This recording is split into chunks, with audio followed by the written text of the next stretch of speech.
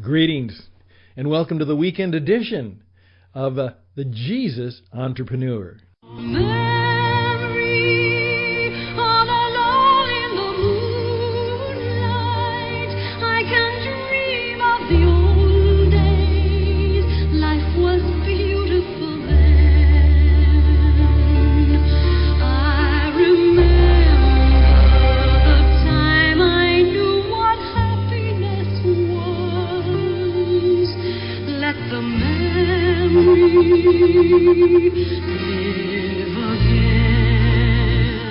Oh, indeed, I do like that. There she is, Barbra, with the classic rendition of Memories. And today we're going to go on a little deep learning, and Barbra's kind of going to set the tone for us. And the deep learning is about the Ice Age. That's right, the Internet-connected experience economy, something we've been learning about this week. And this is going to guide us into some thoughts for the weekend that will help us think a little bit. This is not light stuff. This is a program for grown-ups, people who want to think a little deeper about how they do their life and how they do their business, and maybe even how they do their relationship to the living God. Think about that. Welcome. This is Radio on the Edge, and this is the Jesus Entrepreneur.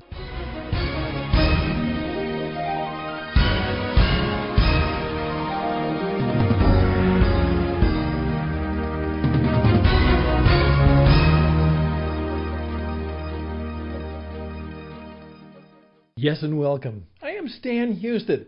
I'm a business performance coach. I'm an international broadcaster. I'm a teacher, a social media mentor, a modern media mentor, and it's my privilege and my pleasure to be the lead broadcaster for this program, brought to you by the Christian Entrepreneur Network, tcentrepreneur.org, tcentrepreneur.org, and we just simply name the program what it's all about. The Jesus Entrepreneur. And we try and take anywhere 15 to 20 minutes. We'll go a little longer today. It's a little more weekend, a little more thoughtful, a little more reflective. As I say, this is a program for grown-ups. You got to take some time to listen and listen carefully, because this is more of an educational, is not quite the entertainment experience which we oftentimes have. Got to learn a little bit today, but it's vital learning. As you may remember, we've been talking about a number of things that have led us to the idea. Everything from rolling the dice to the Ice Age, the Internet-connected economy, the Internet-connected experience economy, and how we have to learn things about the experience economy that are vital to us in how we sell, how we market, how we do business, how we attract and keep and attract even more new customers. Joe Pine and Jim Gilmore are the gentlemen, and Joe's a former student of mine, though as I've said before, he's smarter than me.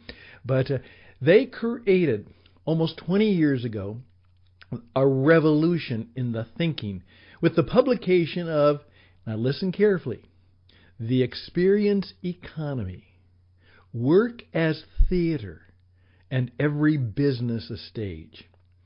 And it was truly breakthrough thinking. Work is theater. And that is not a metaphor. That is a real deal.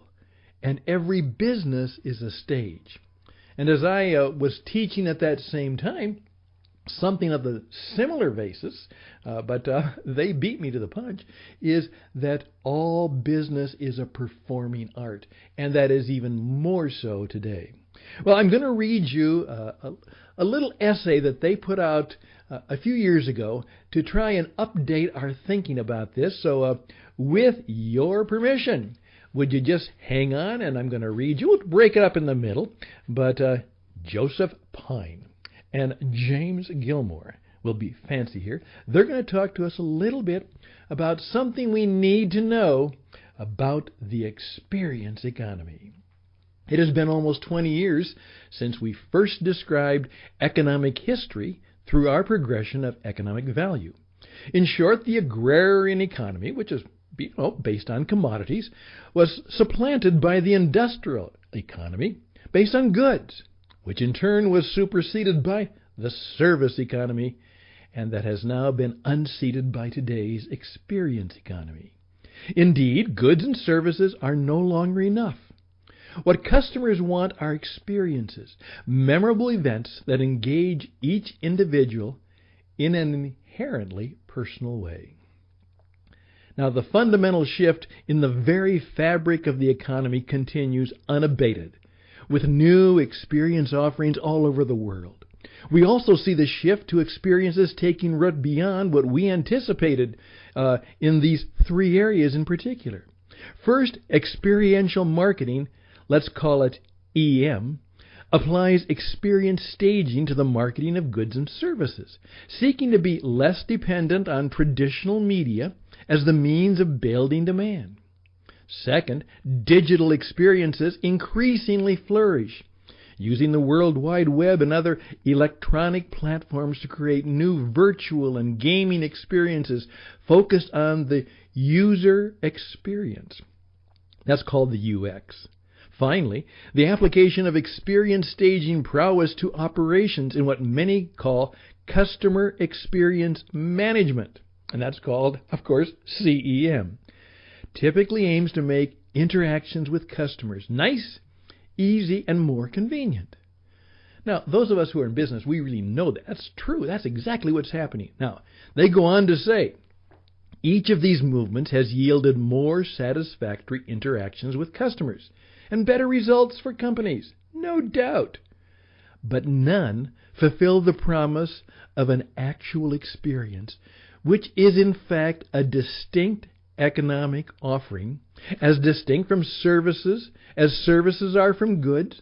Companies that embrace only the facets of EM, UX, and CEM miss out on conceiving and designing new to the world offerings that customers value much more highly and therefore create more economic value for themselves.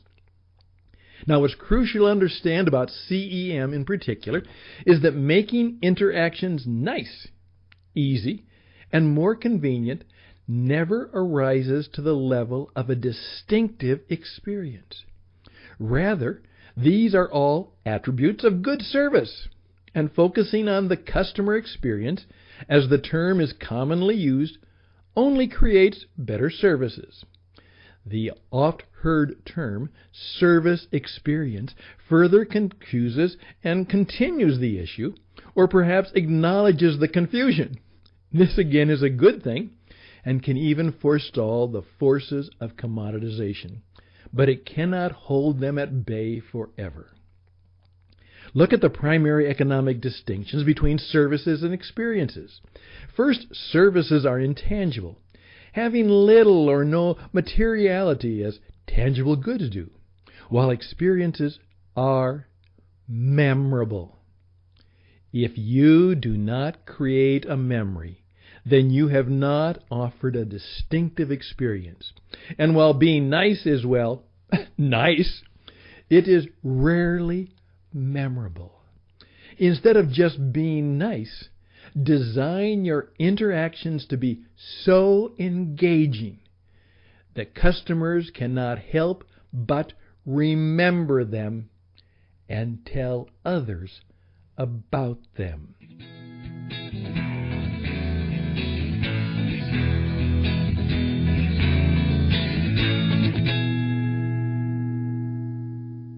Now that was the first half of this little essay, and did you catch it? All of that stuff, we need to heighten it. It's not just the services, the stuff, and the commodities. It is a distinct experience that creates a memory. Now, Jim and Joe and Jim, they continue, okay? Second, services are outwardly customized, done for an individual person or company, while experiences are inherently personal. If you do not reach inside of people and engage their hearts and or minds, then you have not offered a distinctive experience. Engineering your processes to be easy actually tends to get in the way of making them personal. Oh my, isn't life complicated? So instead, always take into account the actual, living, breathing person in front of you, even if treating him or her individually gets in the way of greater efficiency. I oftentimes say, treat every person you meet as the most important person in the world. Guess what would happen if you do that? Okay, here we go. If you do not create a memory, then you have not offered a distinctive experience. Third, services are delivered on demand when the customer says this is what he wants, while experiences are revealed over a duration. If you do not let your experience unfold dramatically over the course of your interactions in a way that goes beyond the routine, then you have not offered a distinctive experience. Striving to be convenient drains the interaction of all drama. So instead, stage the sequence of your interactions in a way that embraces dramatic structure, rising to a climax, and then bringing your customers back down again in a personal and memorable way.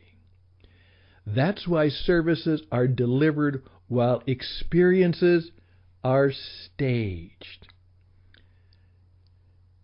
Staged. Now you begin to see a little bit of why I just don't do an ordinary podcast. This is not a radio audio program. This has to be a staging, a show, a performing. In fact, right now, whenever I do these things, I'm acting my audio. Now, here they go. The best way to summarize the distinction between partaking in services, even excellent ones properly enhanced through customer experience management, and encountering experiences, is through the concept of time. In fact, making things nice, easy, and convenient result in customers spending less time with you and less money as well. And that's exactly what they want from services, so they can spend more of their hard-earned money and their harder-earned time on memorable, personal, and dramatic experiences that truly engage. Wow. What do you think of that? If you want to have an Ice Age business, it has to be an experience that is distinctive, perhaps unique, personal, and memorable. Did Barbra get it right?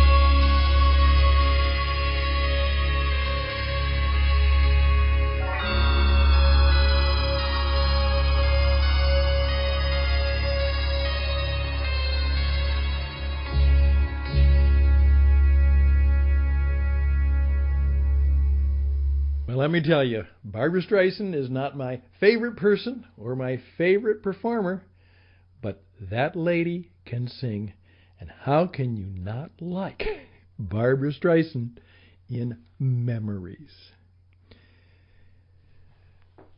You know, there's something else to that, and if you'll give me just a moment to think about that, and perhaps for you to think about what you just may have learned from this little deep thinking essay. You know, these guys don't write simple stuff. This is stuff for grown-ups. There's even more to it than that.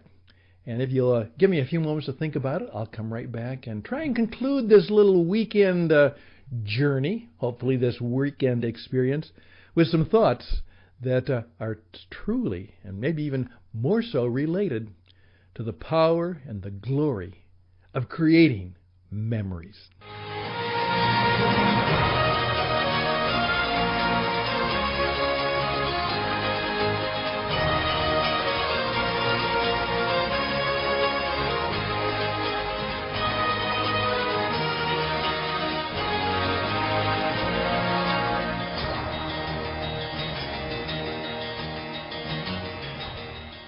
And we're into the weekend. Remember, weekend is WR2W. Work, rest, reflection, relaxation, and worship. And one of the things we do in our church is that every time we come together in worship in any setting, we celebrate the Eucharist, the Holy Communion. It's something I deeply appreciate. I think it's something that has some real stuff to it. I believe when we do that, something happens far above and beyond what we may see or even experience as human beings, because keep in mind, we are not human beings having a spiritual experience. We are spiritual beings having a human experience. Principle number 2 of the Christian entrepreneur. And I always remember the occasion that happened, which we celebrated just a few weeks ago. Jesus is serving his friends a memorable dinner. He wants them to remember this. And he said, here's the deal, guys. When we do this, I want you to remember me. Remember me. This is a memory of service, of humility. This is for you. And I can just hear him saying, and oftentimes when I serve communion, I do the same thing. I say, this is for you. You know, this is for you. And if I know the person, I even name them. This is for you. Remember me. And isn't it interesting that the very next day, on the cross, the other guy says, The guy says, hey, when you get to the good stuff, when you get to glory, remember me. Remember me. And there it is, the memory. The Lord Jesus, the entrepreneur, creator of the world, creator of the universe, creator of you and I and all that's good, he says, would you remember me? And we respond back, we'll remember you. Will you remember me? Remember me, remember me. And that truly is the deal. And it's the real deal. Quite an art of the deal in itself. The Jesus entrepreneur deal. I'm Stan Hustad. Thank you for your time, your energy. Love to hear from you. RadioEdge77@gmail.com. RadioEdge77@gmail.com. Remember us. We'll remember you.